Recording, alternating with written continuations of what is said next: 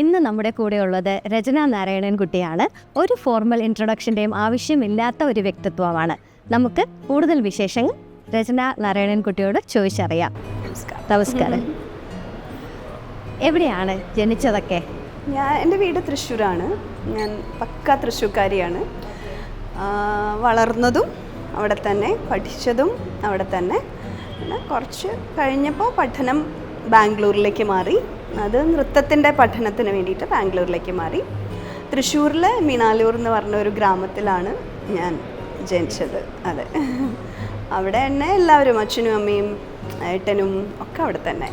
അതെ. സ്കൂൾ കോളേജൊക്കെ എവിടെയായിരുന്നു? സ്കൂൾ ഞാൻ ചെയ്തത് വടക്കാഞ്ചേരി ഗവൺമെൻറ് ഗേൾസ് ഹൈസ്കൂൾ വടക്കാഞ്ചേരിയാണ്. ഞാൻ 5ാം ക്ലാസ് തൊട്ട് 10ാം ക്ലാസ് വരെ പഠിച്ചത്. അതിന് മുമ്പ് ഞാൻ ചിന്മയ വിദ്യാലയ തൃശ്ശൂരിൽ തന്നെ പൂവണി ഉള്ള കൊലഴിയുള്ള ചിന്മയ വിദ്യാലയയിൽ പഠിച്ചു.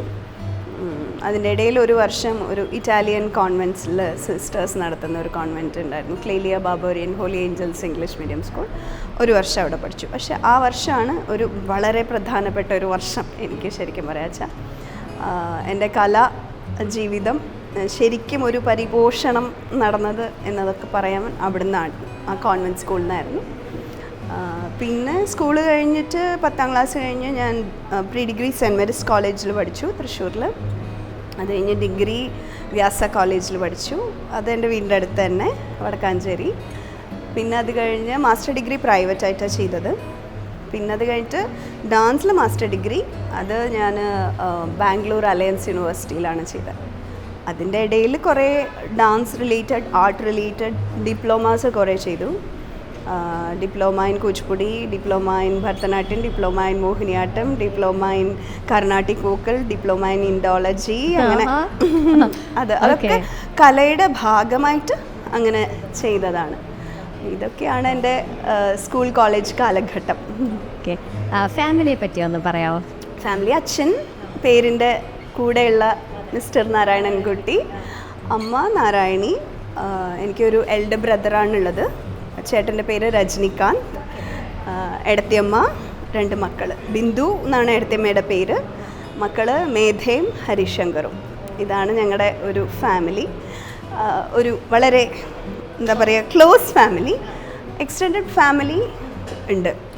എക്സ്റ്റെൻഡഡ് ഫാമിലി എന്ന് പറയുന്നത് ഇപ്പോൾ ഞാൻ നേരത്തെ പറഞ്ഞല്ലോ, ഡാൻസ് പഠനമൊക്കെ തുടങ്ങിയതിന് ശേഷം ഞാൻ ഒരു 4ാം ക്ലാസ് 5ാം ക്ലാസ് ആയപ്പോഴത്തേക്കും, 4ാം ക്ലാസ് വെക്കേഷനിലാണ് ഞാൻ തൃശ്ശൂർ ജനാർദ്ദനൻ മാഷിൻ്റെ അടുത്ത് എത്തിപ്പെടുന്നത്. എന്നെ ഫോക്ക് ഡാൻസ് പഠിപ്പിച്ച തൃശ്ശൂർ രവീന്ദ്രൻ മാഷ്, അദ്ദേഹമാണ് എന്നെ അവിടേക്ക് എത്തിക്കുന്നത്. പിന്നെ എൻ്റെ ഫാമിലി അതാണ്. 5ാം ക്ലാസ് തൊട്ട് ഞാൻ ഡിഗ്രി വരെ, ഡിഗ്രി കഴിഞ്ഞിട്ടും എനിക്കൊരു ജോലി ആവുന്നത് വരെ ഞാൻ അവിടെ തന്നെ ഉണ്ടായിരുന്നത്. അവിടുന്ന് സ്കൂളിൽ പോകുന്നു, അവിടെ നിന്ന് പഠിക്കുന്നു, അവിടേക്ക് തിരിച്ചു വരുന്നു. എൻ്റെ വീട്ടിൽ ഞാൻ വളരെ കുറവുണ്ടായിട്ടുള്ളൂ. അത് എൻ്റെ ഒരു എക്സ്റ്റെൻഡഡ് ഫാമിലിയാണ്. എപ്പോഴും മാഷിൻ്റെ വീട് എന്ന് പറയുന്നത് തന്നെയാണ് നമുക്കൊരു സ്ട്രെങ്ത്ത്. അവിടുന്ന് നമ്മൾ കുറേ കാര്യങ്ങൾ പഠിച്ചു. Not just art but life lessons. എങ്ങനെയൊക്കെ ബിഹേവ് ചെയ്യാം, എങ്ങനെയൊക്കെ ബിഹേവ് ചെയ്യരുത്, എന്തൊക്കെ ചെയ്യണം, എന്തൊക്കെ റുട്ടീൻ, അതൊക്കെ നമ്മൾ അവിടുന്നാണ് പഠിച്ചത്.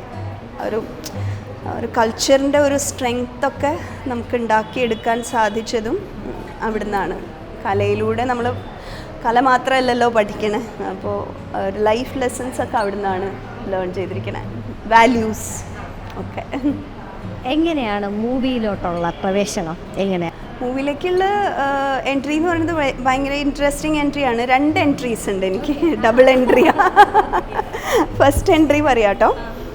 ഫസ്റ്റ് എൻട്രി ഞാൻ ഈ പറഞ്ഞ പോലെ പ്രീ ഡിഗ്രി പഠിക്കുന്ന സമയത്ത് ഞാനൊരു മൂവിയുടെ കൊറിയോഗ്രഫി അസിസ്റ്റ് ചെയ്യാൻ പോയതാണ്. തീർത്ഥാടനം എന്ന് പറയുന്ന മൂവി MT സാറിൻ്റെ സ്ക്രിപ്റ്റിലുള്ള മൂവിയാണ്. കണ്ണൻ അങ്കിളാണ് അതിൻ്റെ ഡയറക്ടർ ഉണ്ടായിരുന്നത്. അപ്പോൾ ഞാനത് കലാമണ്ഡലം കവിത കൃഷ്ണകുമാർ, കവിത ചേച്ചിയാണ് അതിന് കൊറിയോഗ്രാഫി ഉണ്ടായിരുന്നത്. അപ്പോൾ ചേച്ചീനെ അസിസ്റ്റ് ചെയ്യാൻ വേണ്ടിയിട്ട് ഞാൻ പോയത്.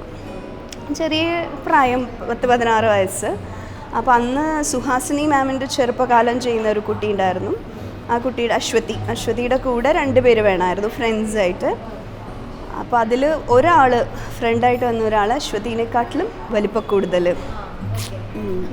അപ്പോൾ ഫ്രെയിമിൽ അതൊരു മിസ് മാച്ച് പോലെ ആയപ്പം ഇതുപോലെ കണ്ണൻ അങ്കിൾ ചോദിച്ചു, എന്തായാലും നീ ഇവർക്ക് പറഞ്ഞു കൊടുക്കണ്ടല്ലോ, അപ്പം നിനക്ക് ഒപ്പം ചെയ്തൂടെ എന്ന് പറഞ്ഞിട്ട് അങ്ങനെ ചെയ്തതാണ് അത് ഒരു പാട്ട് സീനിലാണ് ആദ്യം അഭിനയിച്ചത്.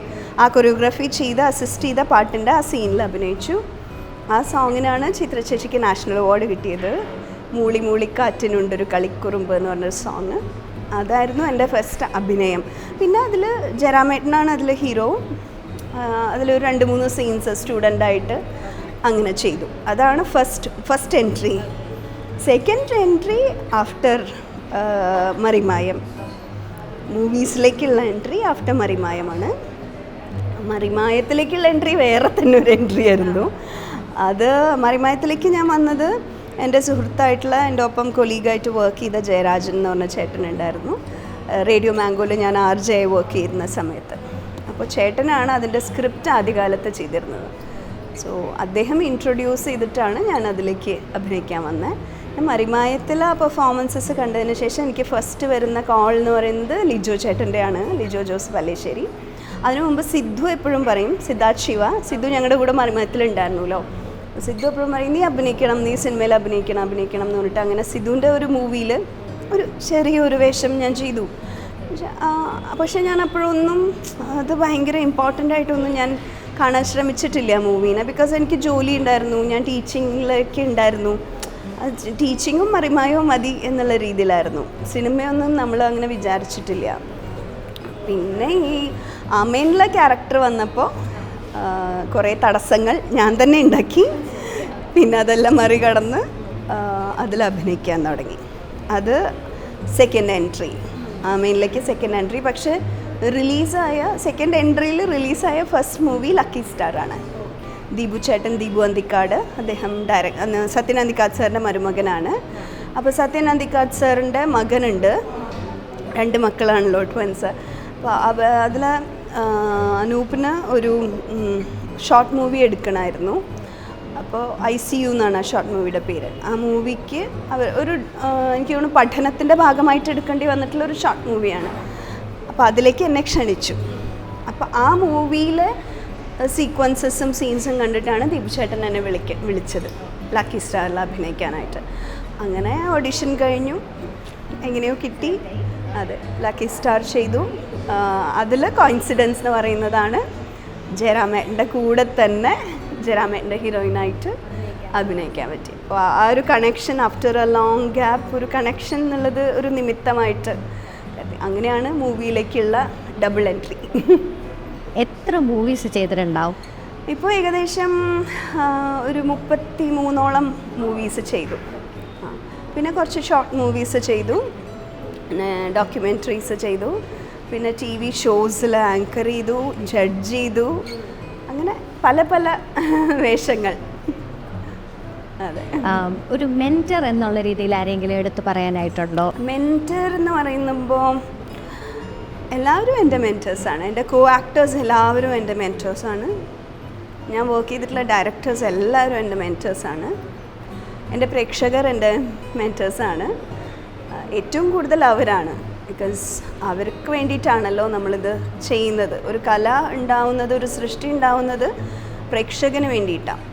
നമ്മുടെ ഡ്യൂട്ടി അത് ഉണ്ടാക്കുന്നതോടും അല്ലെങ്കിൽ അതിൽ അഭിനയിക്കുന്നതോടും കൂടി അത് കഴിഞ്ഞു. നമ്മൾ സെർവ് ചെയ്യുന്നത് അവർക്ക് വേണ്ടിയിട്ടാണ്. അപ്പോൾ അവർ ആണ് ഏറ്റവും വലിയ മെൻറ്റേഴ്സ്. അവർ ആക്സെപ്റ്റ് ചെയ്യണ്ടോ ആക്സെപ്റ്റ് ചെയ്യണില്ലേ, ചിലത് അവർ ആക്സെപ്റ്റ് ചെയ്യും, ചിലത് അവർ ആക്സെപ്റ്റ് ചെയ്യില്ല. അപ്പോൾ അതിൽ നിന്ന് നമുക്ക് പഠിക്കാൻ പറ്റും, എങ്ങനെ ആവണം എന്ന തിരിച്ചറിവുണ്ടാവും. ആദ്യമേ നമുക്കെല്ലാം നല്ലതായിട്ട് ഭവിക്കില്ല. നമ്മുടെ പുതിയൊരു മേഖലയാണ്, നമുക്ക് പഠിക്കേണ്ടുന്ന മേഖലയാണ്. അപ്പോൾ gradually it's A learning process എന്ന് തോന്നിയിട്ടുണ്ട്. അപ്പോൾ ഏറ്റവും കൂടുതൽ ഈ പറഞ്ഞ പോലെ പക്ഷേ വലിയ വലിയ ഡയറക്ടേഴ്സിൻ്റെ മൂവീസ് നമ്മൾ അഭിനയിക്കാൻ പറ്റിയിട്ടില്ലാത്ത ഒരുപാട് ഡയറക്ടേഴ്സ് ഉണ്ടല്ലോ. ഇപ്പോൾ Bharathan sir, Lohithadas sir, Padmarajan sir പോലെയുള്ളവരുടെയൊക്കെ മൂവീസ് കണ്ടാണ് നമ്മൾ വളർന്നത്. അതെന്താണ് ഡയറക്ഷൻ എന്നും എന്താണ് അതിൻ്റെ മഹിമ എന്നൊന്നും നമ്മൾക്ക് അറിയാതെയാണ് നമ്മളന്നത് കണ്ട് ആസ്വദിച്ചിരുന്നത്. അതൊക്കെ നമുക്കൊരു മെൻറ്റർഷിപ്പായിട്ട് പിന്നീട് ഭവിക്കുകയാണ് ചെയ്തത്. അറിഞ്ഞോ അറിയാതെയോ നമ്മുടെ ഉള്ളിലേക്ക് ഒരു ആർട്ടിസ്റ്റിക് മൈൻഡിലേക്ക് അത് കയറുന്ന ഒരു രീതിയുണ്ട്. അത് പിന്നീടായിരിക്കും നമുക്ക് ഹെൽപ്ഫുള്ളായിട്ടുണ്ടാവുക. സോ എല്ലാ തലത്തു നിന്നും ഒരു mentoring, yes, learn from everything. Because universe അങ്ങനെയാണ്, എല്ലാത്തിൽ നിന്നും നമുക്ക് പഠിക്കാനുണ്ടാവുമല്ലോ. അങ്ങനെ വിചാരിക്കണം. അല്ലാതെ പെർട്ടിക്കുലർലി ഒരു മെൻറ്റർ അങ്ങനെയില്ല. എല്ലാവരും എല്ലാതും. ഫാമിലിയിൽ ആരാണ് കൂടുതൽ കലയെ സപ്പോർട്ട് ചെയ്തിട്ടുള്ളത്? ഒബ്വിയസ്ലി അച്ഛനാണ്. അച്ഛൻ കലാകാരനല്ല, പക്ഷെ ഞാൻ ഒരു കർഷക കുടുംബത്തിലാണ് ജനിച്ചത്. അച്ഛന് കൃഷിയായിരുന്നു. പക്ഷേ അദ്ദേഹം കലയെ ഇത്രത്തോളം ആസ്വദിക്കുന്ന, അതോടൊപ്പം തന്നെ വിമർശിക്കുന്ന ഒരു വ്യക്തിയെ ഞാൻ കണ്ടിട്ടില്ല. അച്ഛനൊന്നും കണ്ടിട്ടുള്ള അത്ര സിനിമകളൊന്നും ഞാൻ കണ്ടിട്ടുണ്ടാവും തോന്നുന്നില്ല എൻ്റെ ചെറുപ്പത്തിൽ. അച്ഛനൊക്കെ ആ സമയത്ത് സിനിമ തുടങ്ങിയ കാലഘട്ടത്തിലല്ലേ. അപ്പം തൃശ്ശൂർക്ക് ഒരു 13 കിലോമീറ്റർ നടന്നൊക്കെ പോവായിരുന്നു സിനിമ കാണാനും ഒക്കെ ആയിട്ട്. അപ്പോൾ മാറ്റ്നി കണ്ട്, ഫസ്റ്റ് ഷോ കണ്ട്, സെക്കൻഡ് ഷോ കണ്ട് രാത്രി തിരിച്ചു വരിക, അങ്ങനെയൊക്കെ പറഞ്ഞു കേട്ടിട്ടുണ്ട് ഞാൻ. അത്രയും ഒരു ആസ്വാദനം ഉണ്ടായിരുന്ന ഒരു വ്യക്തിയായിരുന്നു. അപ്പോൾ അച്ഛനാണ് ഡാൻസിലേക്ക് ഉന്തിത്തള്ളി വിട്ടു എന്ന് വേണമെങ്കിൽ പറയാം. അങ്ങനെ തന്നെയായിരുന്നു, ഉന്തിത്തള്ളി വിടൽ തന്നെയായിരുന്നു. ബേസിക്കലി എല്ലാ കുട്ടികളെയും പോലെ മടിയുണ്ടായിരുന്നു എനിക്ക്. എൻ്റെ ഏട്ടനായിരുന്നു ആദ്യം പഠിച്ചുകൊണ്ടിരുന്നത്. ഏട്ടൻ കളിക്കണം കണ്ടിട്ട് അതിങ്ങനെ ഫോളോ ചെയ്ത് ഇഷ്ടപ്പെട്ട ഒരു ഫേവറേറ്റ് സ്റ്റെപ്പ് മാത്രം കളിക്കാൻ വേണ്ടി പോയിരുന്ന ഒരാളാണ് ഞാൻ. പിന്നെ ഏട്ടൻ പതുക്കെ നിർത്തി, ഞാനത് കണ്ടിന്യൂ ചെയ്തു. അച്ഛനില്ലെങ്കിൽ, അതുപോലെ സപ്പോർട്ടീവായിട്ടുള്ള അച്ഛനില്ലെങ്കിൽ ഒപ്പം അമ്മയും അതെ, എന്തിനു കൊണ്ടുപോകാനും. ഇപ്പോൾ ഞാൻ 4ാം ക്ലാസ്സിൽ 5ാം ക്ലാസ്സിൽ പഠിച്ച ഡാൻസേഴ്സിൻ്റെ സ്റ്റെപ്സൊക്കെ ഇപ്പോഴും അമ്മയ്ക്ക് ഓർമ്മയാണ്. നമ്മുടെ കൂടെ ഡാൻസ് ക്ലാസ്സിന് വന്നിരുന്നിട്ടേ അവിടെ ഇരുന്ന് അവർ നോക്കി പഠിച്ചിട്ട് വേണം നമുക്ക് പോയിട്ട് പിന്നെ പ്രാക്ടീസ് ചെയ്യാനായിട്ട്. അവർക്കതെപ്പോഴും ഓർമ്മയാണ്, ഓരോ ലിറിക്സും ഓർമ്മയാണ്, എല്ലാം. അതിങ്ങനെ ആയിരുന്നില്ല അങ്ങനെ ആയിരുന്നില്ല എന്ന് ഇപ്പോഴും അമ്മ പറയും. അപ്പോൾ ആ ഒരു സപ്പോർട്ട് വളരെയധികം ഉണ്ടായിരുന്നു, ഫാമിലി എന്നുള്ള സപ്പോർട്ട്. ഫാമിലി എന്നെ സപ്പോർട്ട് ചെയ്തിട്ടുള്ളൂ. പിന്നെ എക്സ്റ്റെൻഡഡ് ഫാമിലി, മാഷ് എന്നെ ഇന്നേ വരെ ഒരു 5 പൈസ പോലും പഠിപ്പിക്കാതെയാണ് എന്നെ പഠിപ്പിച്ചിട്ടുള്ളത് കല. അറിയാലോ, അന്നത്തെ കാലത്തൊക്കെ കോമ്പറ്റീഷന് പോകാമെന്നൊക്കെ പറയുന്നത്, ഇന്നും അതെ, മത്സരത്തിന് പോകാമെന്ന് പറയുന്നത് വളരെ ചിലവുള്ള ഒരു കാര്യമാണ്. ആ ഒരു കാലഘട്ടത്തിൽ പൈസയൊന്നും മേടിക്കാതെ നമ്മളിലുള്ള കഴിവിലുള്ള വിശ്വാസത്തിലാണ് മാഷെല്ലാം ചെയ്തു തന്നിട്ടുള്ളത്. അപ്പോൾ അവരൊക്കെയാണ് എന്നും പ്രോത്സാഹനം. അഭിനയ രംഗത്ത് എന്തൊക്കെ അവാർഡ്സാണ് താങ്കളെ തേടി എത്തിയിട്ടുള്ളത്? അഭിനയ രംഗത്ത് അവാർഡ്സ് പറഞ്ഞിട്ട് പേഴ്സണലി പറയുകയാണെങ്കിൽ ഒരു സ്പെസിഫിക് ആയിട്ടുള്ള ഒരു അവാർഡൊന്നും എനിക്ക് കിട്ടിയിട്ടില്ല. പക്ഷേ ഞാൻ അഭിനയിച്ച കുറേ കലാസൃഷ്ടികൾക്ക് അവാർഡ് കിട്ടിയിട്ടുണ്ട്. അതിൻ്റെ മെയിൻ അത് മറിമായം തന്നെയാണ്. മറിമായം ഉണ്ടായ സമയം തൊട്ടേ സ്റ്റേറ്റ് അവാർഡ്സ് കിട്ടിയിട്ടുള്ള ഒരു കലാമൂല്യമുള്ള ഒരു സിറ്റ്കോമാണല്ലോ. ഒരു ആക്ഷേപഹാസ്യം മറ്റൊരു രീതിയിൽ, യാതൊരുവിധ അശ്ലീലവും ഒന്നുമില്ലാതെ എല്ലാവരുടെയും പ്രീതിക്ക് പാത്രമായിട്ടുള്ള. ഞാൻ ഈ അടുത്ത് കണ്ടു, ചിദാനന്ദപുരി സ്വാമി വരെ മറിമായം ഫാനാണ്. അപ്പോൾ അതുപോലെയുള്ള മഹത് വ്യക്തികൾ വരെ അവർക്ക് റിലാക്സ് ചെയ്യാനും ആസ്വദിക്കാനും ഒക്കെ തിരഞ്ഞെടുക്കുന്നത് മറിമായം എന്ന് പറയുമ്പോൾ അതിൻ്റെ ഒരു മൂല്യം അത്രത്തോളം ഉണ്ടായിരുന്നു, ഇപ്പോഴും ഉണ്ട്. അപ്പോൾ അതിൻ്റെ ഒരു ഭാഗമായിട്ട് വർത്തിക്കുമ്പോൾ അതിന് കിട്ടുന്ന അവാർഡ് നമുക്ക് കിട്ടുന്ന അവാർഡ് പോലെ തന്നെയാണ് ഞാൻ മനസ്സിലാക്കിയിട്ടുള്ളത്. പിന്നെ സിദ്ധു ചെയ്ത ആദ്യ മൂവി 101 ചോദ്യങ്ങൾ എന്ന് പറയുന്ന മൂവി, അതിൻ്റെ ഒരു അവാർഡ്. പിന്നെ പ്രൈവറ്റ് അവാർഡ്സ് കുറേ കിട്ടിയിട്ടുണ്ട് കേട്ടോ, കുറേ മൂവീസിനും ഒക്കെ ആയിട്ട് കിട്ടിയിട്ടുണ്ട്.